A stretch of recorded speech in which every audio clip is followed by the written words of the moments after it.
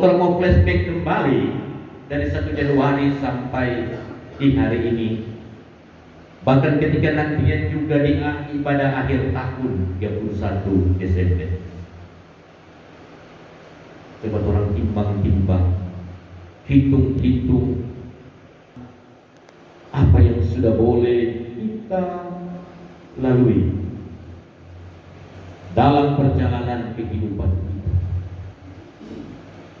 apa yang sudah kita kerjakan, apa yang kita gumuli, apa yang kita sudah terima, apa yang sudah boleh kita alami di sepanjang kehidupan ini, baik buruknya, sehat sakitnya, banyak ataupun sedikit, besar maupun kecil. Kita merenungkan bagaimana perjalanannya. Apakah kita itu senantiasa setia mau melakukan kehendak Tuhan, malas, acuh tak acuh terhadap Tuhan, ataupun kehidupan yang tidak melakukan kehendaknya. Berangkat dari pembacaan Kejadian pasal 12 ayat 1 sampai 9 tadi, dengan tema perenungan berkat bagi yang mendengar dan melakukan panggilan Tuhan.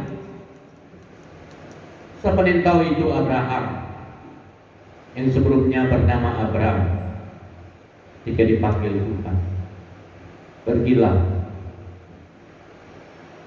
ke negeri yang akan kutunjukkan kepadamu. Ini sama dengan orang panggil jalan 4 orang, mau lihat orang pergi, mau pergi di mana? Kita belum tahu. Orang kan kalau mau berjalan, orang mesti tahu orang ke tempat tujuan kemana. Oh, kita mau pergi di Pemohon, oh kita mau ke Air Madidi.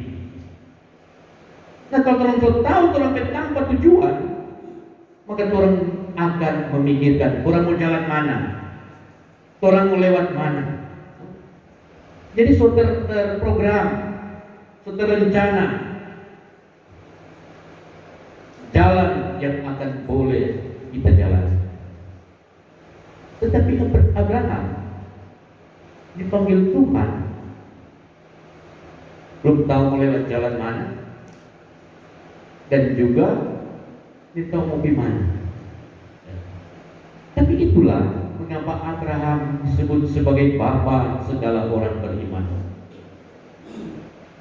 Oleh karena imannya dia meninggalkan negerinya tanpa yang sebegitu nyaman. Abraham ini orang kaya, banyak DP orang-orang kerja, banyak DP piaraan, hewan ternak. Tetapi dia rela meninggalkan segala kenyamanan itu untuk berangkat ke negeri yang dijanjikan Tuhan. Tetapi dapat dikatakan hal yang masih kabur, yang belum pasti di mana itu. Tapi dia mau mendengar,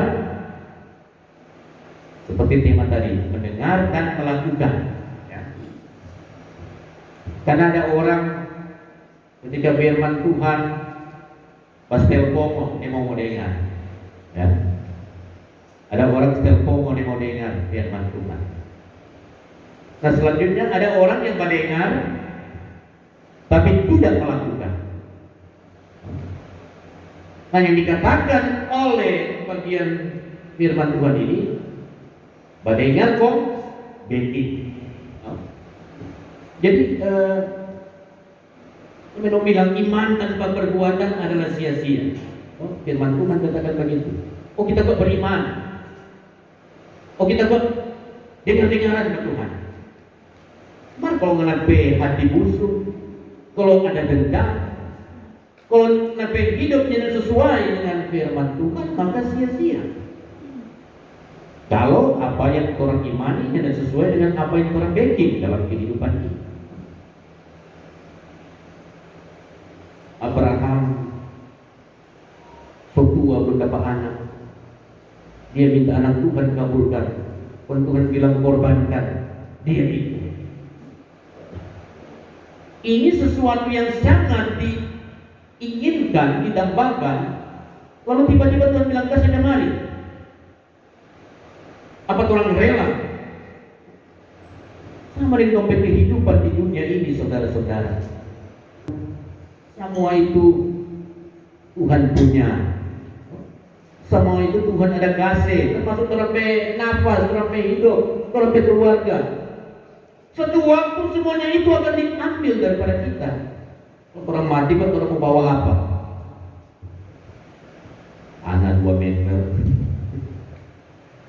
Ada tadi orang kalau DP keluarga meninggal, seikusannya DP handphone. Kasih ikut ke sana DP apa lain-lain sebagainya. Padahal masih boleh tarik orang mau pakai, atau boleh kasih ke orang lain yang membutuhkan. Di dunia ini orang kalau sudah mati ya game over, tidak perlu apa-apa dia. Tapi orang beri kepada orang yang masih bernafas, yang masih hidup. Sesuatu berguna ketika orang masih boleh menikmatinya. Sesuatu itu akan berguna ketika kita boleh melakukan apa yang menjadi kehendak Tuhan, mendengar dan melakukan panggilan Tuhan. Jangan kita berpikir orang kuat dan gagah yang menjadikan orang mampu menjalani kehidupan di tahun 2024. Orang boleh capai hari ini cuma karena berkat Tuhan. Mungkin ada yang berpikir, sudah masih ada buat akhir tahun atau tahun baru nanti. Itu tentu, lagi Tuhan bilang ya, tidak rinci. Orang ketika masuk tahun baru 2024 lalu bilang ini tahun rahmat Tuhan, tapi tahun misteri, tahun rahasia. Karena Tuhan tahu apa yang terjadi. Dan semua sudah boleh terungkap sepanjang hari demi hari, bulan demi bulan, waktu demi waktu yang kita lalui, jalani. Ada kalanya orang penuh dengan semangat dan kekuatan menjalani kehidupan ini. Tetapi di satu saat di lain waktu orang mungkin ada dalam kegagalan, kelemahan dan keburukan. Maka ini menjadi bagian perenungan kita dalam perjalanan kehidupan kita. Panggilan Tuhan bagi kita, orang-orang yang percaya dalam kehidupan, menelusuri tahun 2024 ini. Kadang-kala orang pada dengar atau nyanda, kadang-kala orang baking atau tidak, kadang-kala orang setia atau tidak dalam kehidupan. Itu yang perlu orang renungkan dalam kehidupan kita. Itu yang perlu terus orang bawa di dalam pengharapan kepada Tuhan. Meneladani Abraham dalam kehidupan kita. Apakah orang sebagai para pelayan khusus? Apakah orang sebagai anggota jemaah? Orang sementara dalam bagian perjalanan, dalam mendengar dan melakukan panggilan Tuhan di dalam kehidupan kita, dalam kehidupan bahwa orang tetap ada dalam semangat. Panggilan Tuhan kepada Abraham, tuntunan Tuhan kepada Musa ketika memimpin bangsa Israel keluar dari tanah Mesir, pernyataan Tuhan dalam kejayaan dan kebesaran Raja Daud maupun Salomo,